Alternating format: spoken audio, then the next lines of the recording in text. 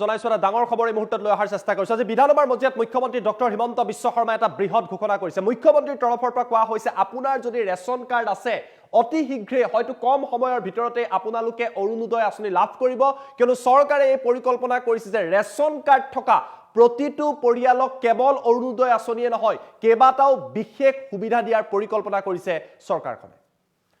সবিশেষ তথ্য আমি আপোনাৰ বাবে লৈ অহাৰ চেষ্টা কৰিছো। ৰেচন কাৰ্ড থকা সকলো পৰিয়ালে শীঘ্ৰে লাভ কৰিব অৰুণোদয় আঁচনি আৰু আজি বিধানসভাৰ মজিয়াত মুখ্যমন্ত্ৰী ডক্টৰ হিমন্ত বিশ্ব শৰ্মাৰ তৰফৰ পৰা এই মন্তব্য কৰা হৈছে।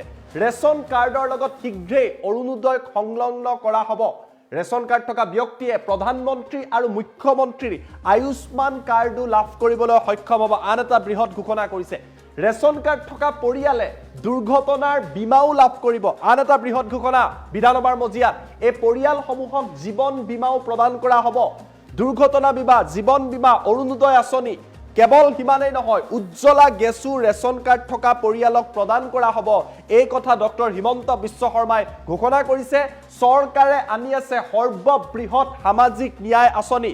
বিধানসভাৰ মজিয়াত কিছু সময়ৰ আগতে মুখ্যমন্ত্ৰীয়ে জনাইছে, গতিকে আপোনাৰ লগত যদি ৰেচন কাৰ্ড আছে আপোনাৰ বাবে ভাল খবৰ, আৰু যদিহে নাই আবেদন কৰক, কিয়নো ৰেচন কাৰ্ড থকা সকলো পৰিয়ালকে অৰুণোদয় আঁচনিৰ ভিতৰত সাঙুৰি লোৱা হ'ব।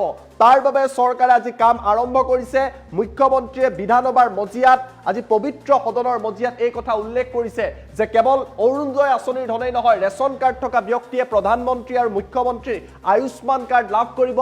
ৰেচন কাৰ্ড থকা পৰিয়ালে দুৰ্ঘটনা বীমা লাভ কৰিব, যি চৰকাৰৰ তৰফৰ পৰা দিয়া হ'ব। ৰেচন কাৰ্ড থকা পৰিয়ালে জীৱন বীমা লাভ কৰিব, সেয়াও চৰকাৰে আপোনালোকক সহায় কৰি দিব।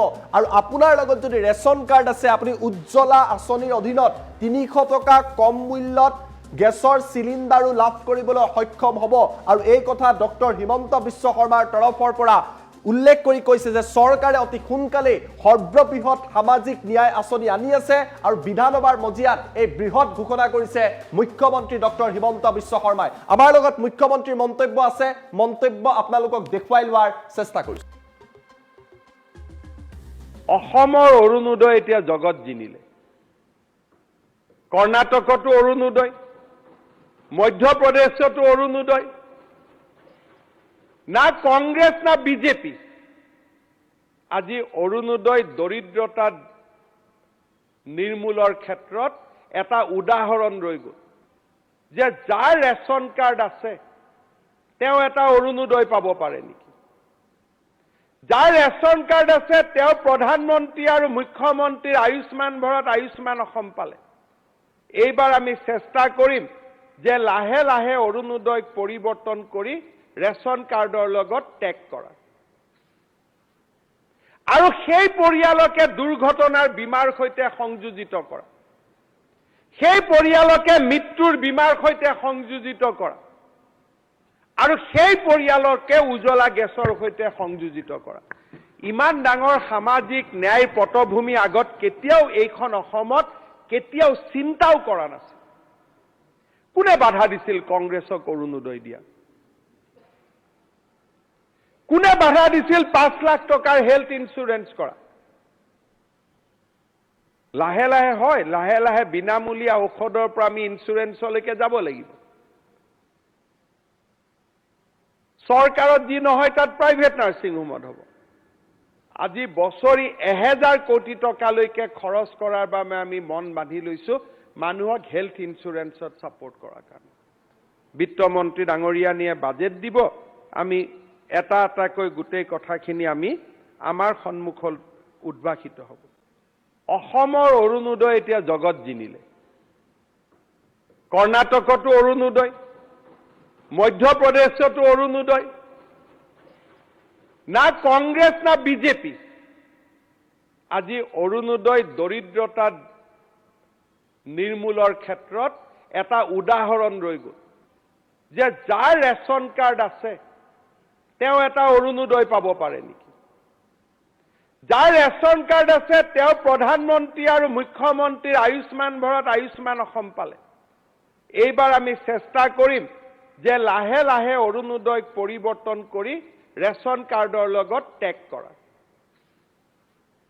আৰু সেই পৰিয়ালকে দুৰ্ঘটনাৰ বীমাৰ সৈতে সংযোজিত কৰা, সেই পৰিয়ালকে মৃত্যুৰ বীমাৰ সৈতে সংযোজিত কৰা আৰু সেই পৰিয়ালকে উজ্বলা গেছৰ সৈতে সংযোজিত কৰা ইমান ডাঙৰ সামাজিক ন্যায় পটভূমি আগত কেতিয়াও এইখন অসমত কেতিয়াও চিন্তাও কৰা নাছিল কোনে বাধা দিছিল কংগ্ৰেছক অৰুণোদয় দিয়া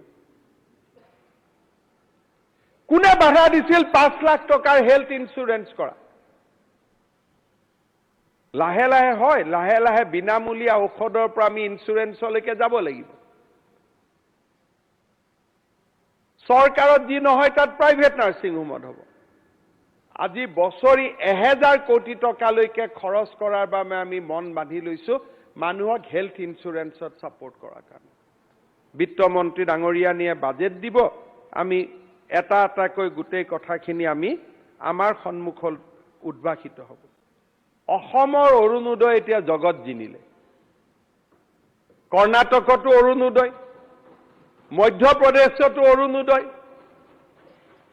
না কংগ্ৰেছ না বিজেপি আজি অৰুণোদয় দৰিদ্ৰতা নিৰ্মূলৰ ক্ষেত্ৰত এটা উদাহৰণ ৰৈ গ'ল যে যাৰ ৰেচন কাৰ্ড আছে তেওঁ এটা অৰুণোদয় পাব পাৰে নেকি যাৰ ৰেচন কাৰ্ড আছে তেওঁ প্ৰধানমন্ত্ৰী আৰু মুখ্যমন্ত্ৰীৰ আয়ুষ্মান ভাৰত আয়ুষ্মান অসম পালে এইবাৰ আমি চেষ্টা কৰিম যে লাহে লাহে অৰুণোদয়ক পৰিৱৰ্তন কৰি ৰেচন কাৰ্ডৰ লগত টেগ কৰা